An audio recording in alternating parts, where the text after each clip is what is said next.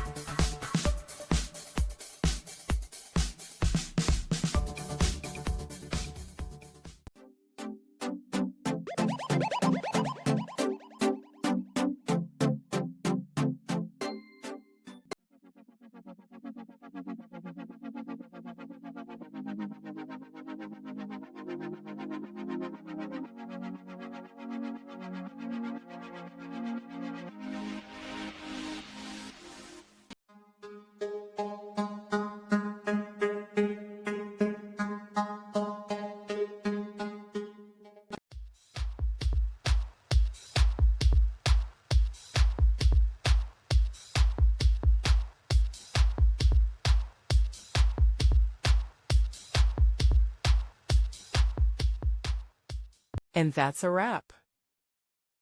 I hope you found the answer you were looking for. If you did, take a second to hit that subscribe button. It really helps out. And let me know in the comments which solution worked best for you. See you next time in the debug zone.